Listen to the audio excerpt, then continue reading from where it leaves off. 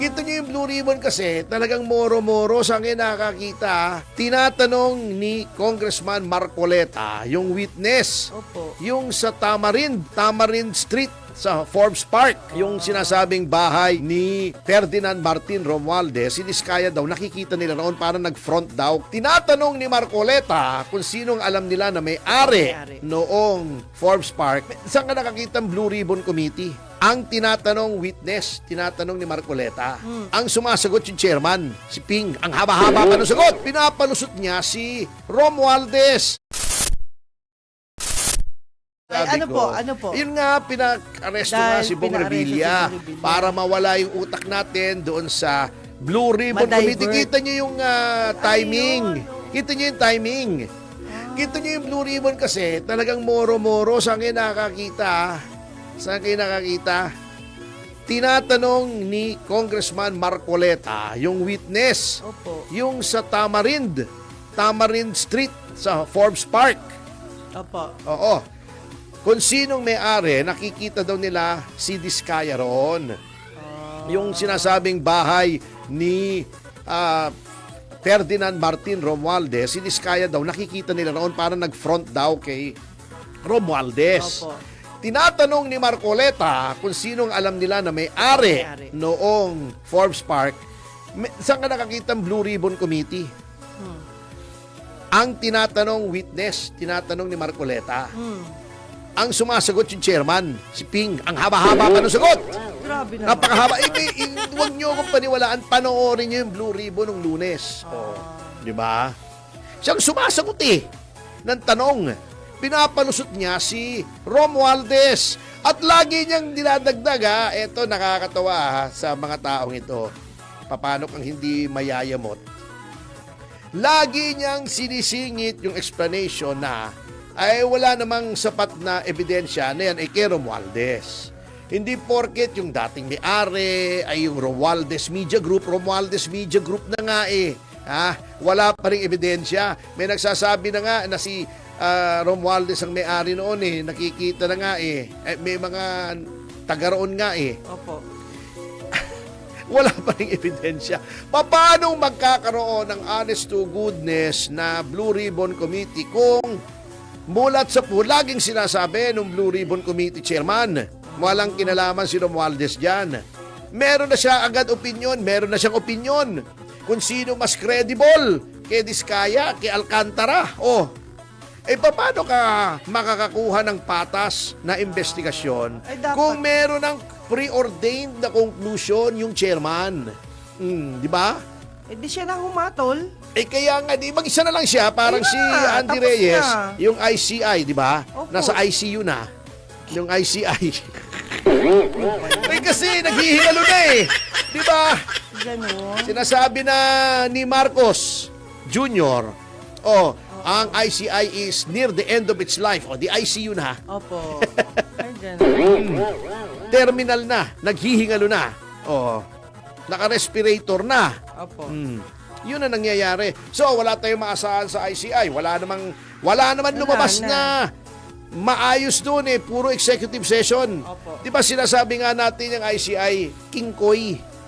Grabe na. Sa dami-dami ng pinatawag, meron pa silang rules on live streaming para ma-live stream daw yung testimonya ng mga iniimbestigahan nila kasi kailangan daw transparent. Di ba?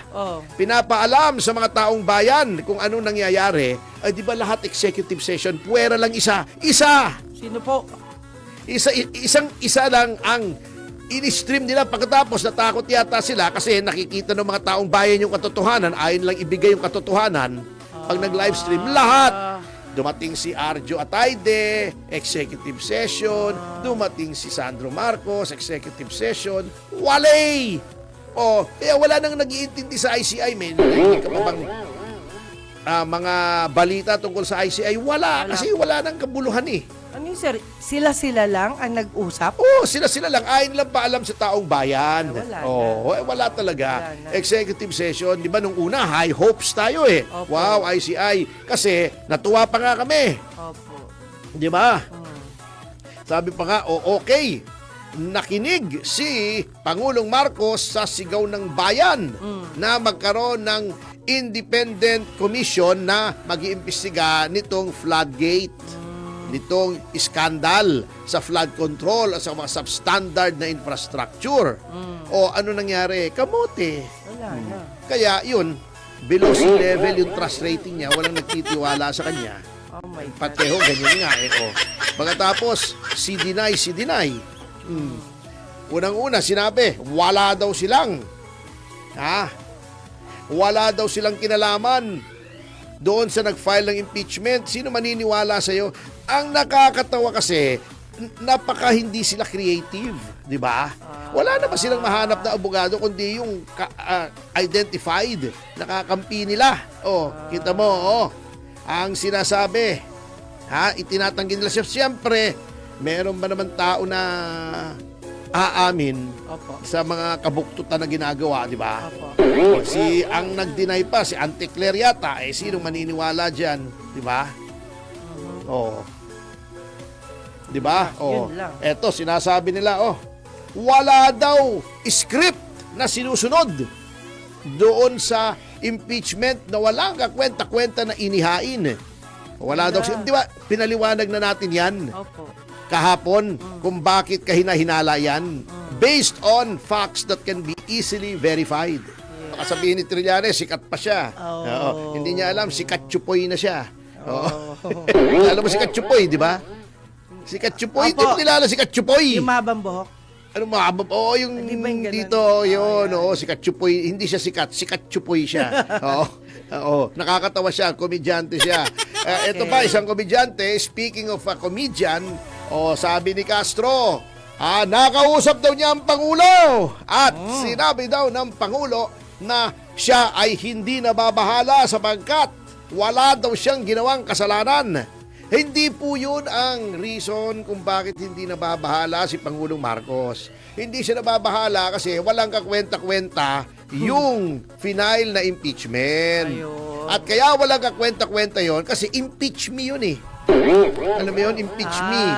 Oo, impeach mo ko para wala nang ibang makapag-file ng impeachment. Oo, kayo naman.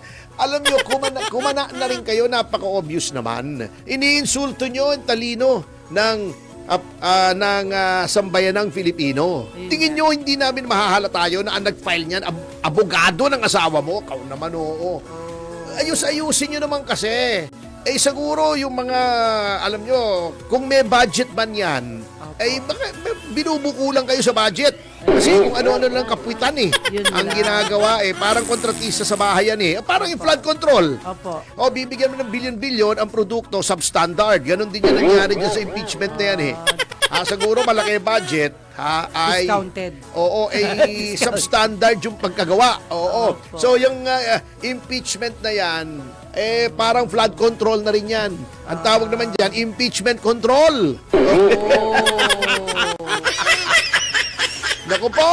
Oh my God. Pinaglululoko nyo kami. Alam mo, Mr. President, there will be a time na lahat yan babalik sa'yo. Maniwala ka. Parang si Claire Castro, natatawa ko rin sa taong to. Galit na galit siya nung dinimanda siya ni Congressman Leviste.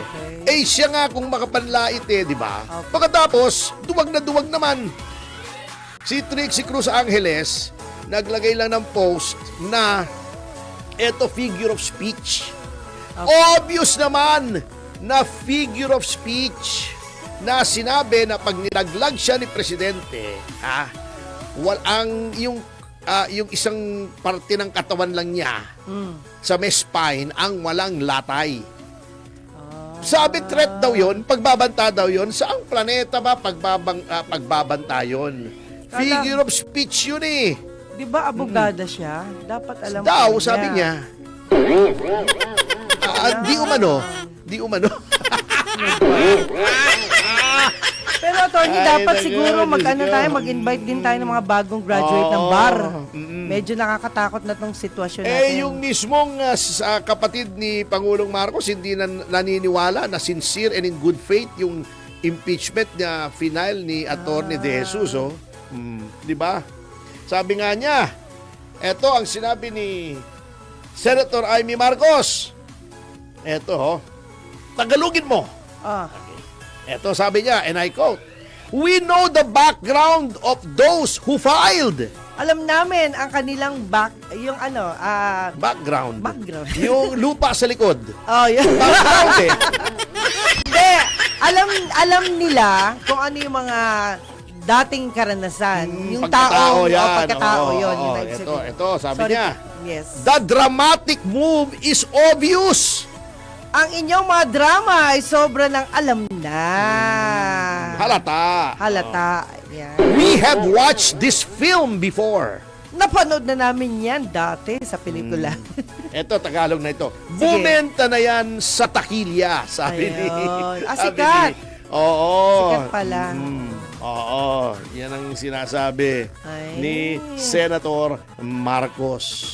Alam nyo, nasa forefront na naman si Senator Marcos eh. Mamaya Opo. ating tatalakayin niyan yung kanilang minority report kung bakit may Opo. gano'n na nanggagalaiti si Senate President Vicente Soto. Bakit siya magagalit? Yun nga unofficial daw. Pero mamaya tatalakayin natin yan kasi nakakatawa yan ang nangyayari dyan at bakit daw nilabas yung minority report. Pero ano natin yan? Bakit Bakit daw naglabas si Senators Marcoleta and Marcos. Yan. Yun na. Ay, pero bago tayo magpatuloy, batiin natin. Sige po.